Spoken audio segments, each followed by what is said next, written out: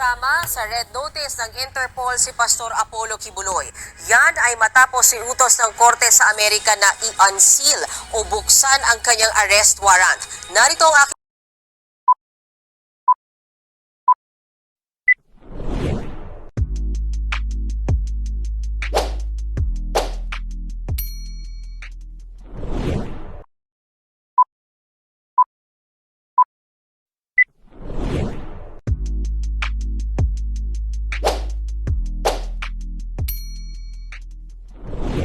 aking isama sa red notice ng Interpol si Pastor Apollo Kibuloy. Yan ay matapos iutos ng Korte sa Amerika na i-unseal o buksan ang kanyang arrest warrant. Narito ang aking report.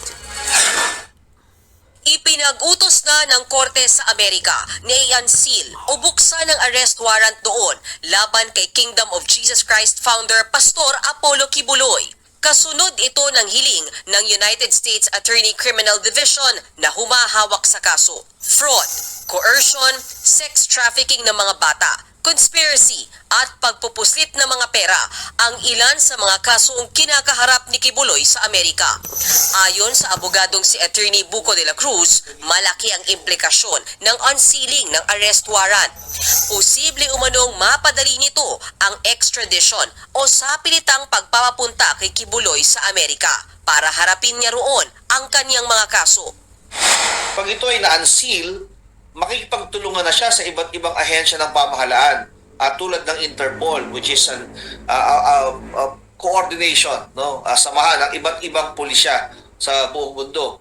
So malalagay na siya sa red notice. Pagdaan niya sa anumang airport, maaari na siyang i-detain. So yung unsealing ay bahagi ng extradition process. Ibig sabihin, ang susunod ng hakbang ay hihingi sila ng tulong sa ating Department of Justice upang iserve ang warrant or i-extradite at ipadala sa Amerika ang akusado.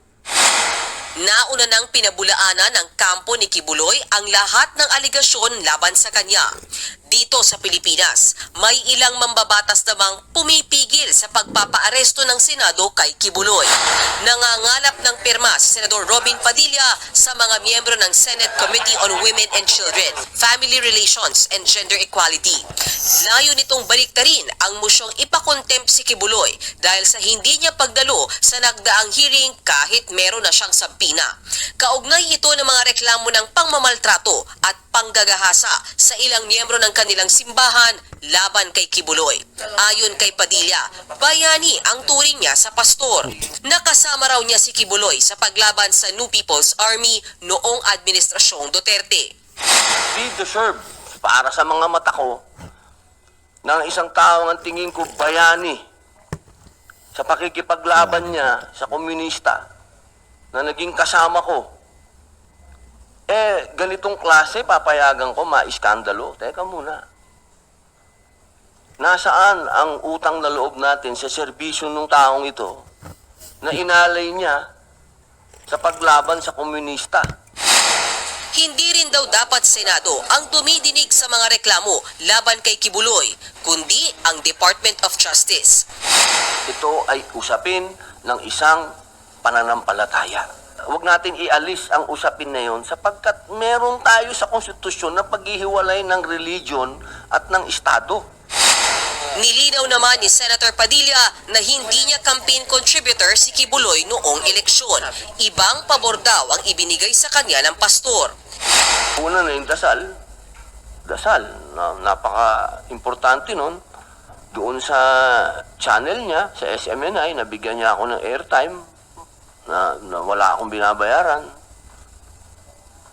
Yung mga panahon na walang tumutulong sa akin dahil ako naman ay walang pera sa kampanya. Yung helicopter niya, pinahihiram niya sa akin. Yung mga ganong klaseng pabor.